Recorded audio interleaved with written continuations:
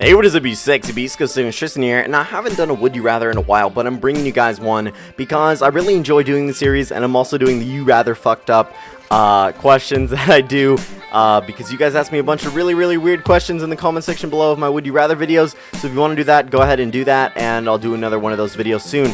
But this is just a regular Would You Rather that I get from YouRather.com, guys. Fantastic Would You Rather site, and I have 10 great questions for you guys today. And I want you guys to leave your answers in the comment section below, but if you don't want to, you don't have to. That's perfectly fine. But, yeah. Now, first question, would you only eat human remains for the rest of your life or starve to death? Man, this is really disturbing, because, like, hey, do you want to go to dinner? I can't. Why not? They don't serve human there, so I can't really, I can't really go to dinner with you. Sorry. Hey, do you want to come over for a bite to eat? Literally, a bite, because we're gonna eat this guy, and, it's gonna be fantastic. It's like, not really that awesome. So I would honestly rather starve to death, but what disturbed me most is that more people chose to only eat human remains for the rest of their lives. But it'd be a miserable meal, man. Human probably doesn't taste that good with all the shit that we eat, and it would be very illegal, so if you could get away with it for that long, it just would not be that enjoyable, in my opinion. Now, second question, get married to someone you don't love, or get married to the love of your life but you cannot have sex with them. Now, this kind of plays into the sex isn't everything kind of an aspect that on a certain level I kind of have, not really, but anyway, I'd much rather get married to the love of your life, because in a relationship like that, that's all that really matters. I mean, maybe you could just have sex with other people, have prostitutes, have an awesome fleshlight, a sex doll, whatever, right? But being married to someone and being this close to someone who, means this much to you and loves you more than anybody else, and, cares about you and, risk their life for you and vice versa, would be the most amazing thing ever. So I would much rather do that than just get married to someone I don't love and be able to have sex with them. Emit robot noises whenever you move, or make shutter camera sounds whenever you blink. So I think the shutter camera sounds would be very weird in personal interactions and stuff like that, but emit robot noises whenever you move would kind of be interesting. It's like, do the robot, and, you're just emitting robot noises and shit whenever you're dancing or moving or whatever. It would kind of get very annoying. Does that count in cars? I don't think it would count in cars. But maybe move with your legs, like whenever you walk and run and stuff. Or make shutter camera sounds whenever you blink. It's like, I'm looking at all you right now. Take a suppository.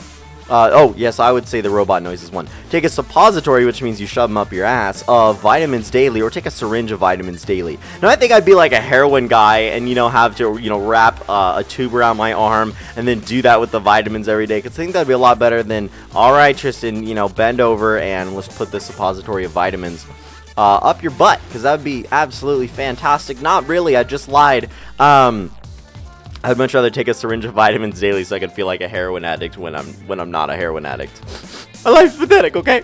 Always have fingernails 5 inches or longer, or have a snorkel on your face permanently. Now, I think the snorkel on your face permanently would be the way to go with this one, because a lot of people would be asking you questions about that. It's like, why the fuck is there a snorkel on your face? It'd be an easy icebreaker, easy conversation starter, and great story to tell. So, hey, like I messed up in a Would You Rather. But having fingernails 5 inches or longer, yeah, it would kind of do the same thing, but not nearly to your benefit. It'd be kind of gross. Like, ew, did you see Richard? Oh, God, he has, 5 inches long fingernails. That's disgusting. Because I've seen him before, and 5 inches is a lot. You guys know how debilitating that is on both your hands, because they could just break off, and that would hurt really bad. Well, if they, like, broke in the center, that's fine, but it could potentially hurt really bad, because the end of your fingernails have a are very sensitive in a way. So I'd much rather have the snorkel on my face permanently. Plus, when you go swimming and stuff, you're good. You're ready to go. You're already there. No one else is. Step your game up, man.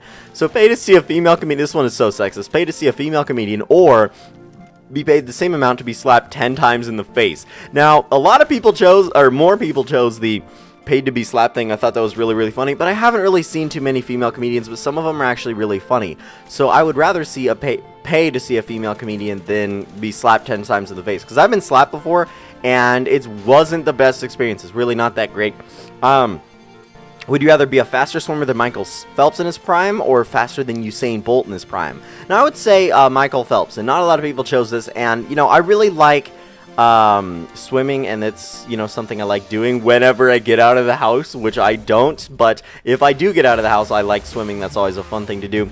So it'd be really, really interesting to be faster than Michael Phelps in his prime, and he seemed to be more famous than Usain Bolt, although both of them probably made great money and were very, very famous. Now, know for sure who killed JFK, or what happened to Amelia Earhart? Now, I really like this question because, you know, I don't know both of those. I really don't know if, you know, maybe got killed in the grassy knoll, or maybe she, I don't know, just ran out of gas or something. I don't know how interesting the Amelia Earhart story would be, but I would really like to know the JFK story, because that interests me more. There's more conspiracy theories about it, and I would like to, you know, mentally put all those to rest and, you know exactly what happened to JFK. Amelia Earhart doesn't interest me as much. It's really, I don't know, but I'm interested in the Bermuda Triangle, guys. It's like a methane triangle area where, you know, ships and boats go down, and there's like little electrostatic radiation and stuff like that, I'm pretty sure, and it takes out, you know, planes and shit.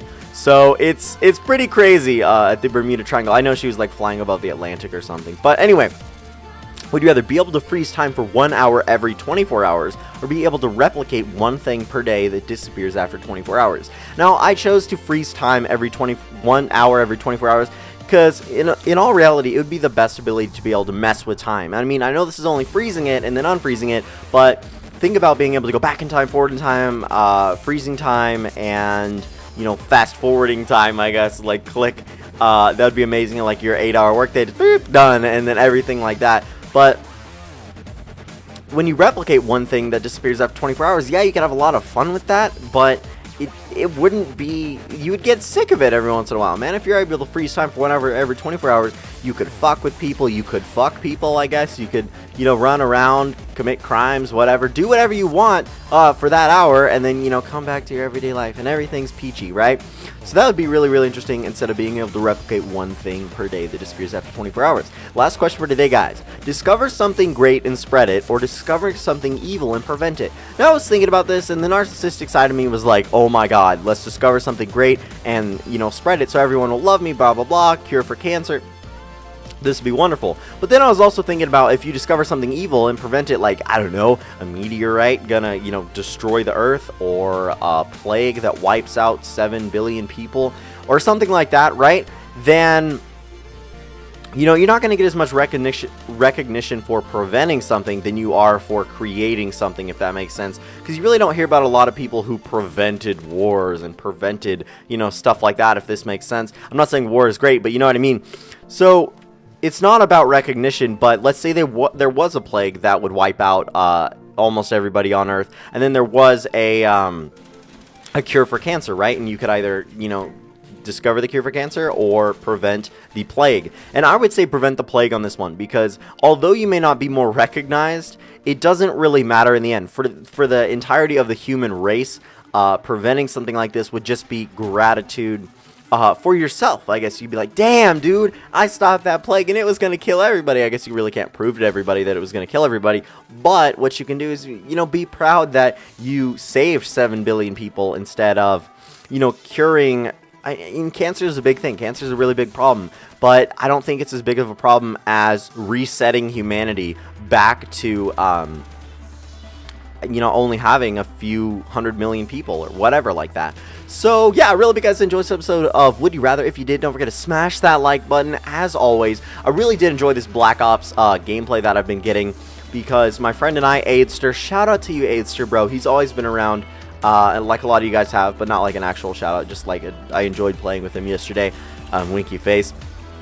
So yeah, we played some Black Ops 1 and we really played the objective. Remember the fact that I love you guys. I get my GhostSickness shirt today. GhostSickness swag linked in the description below. Goodbye, and let's prevent some evil.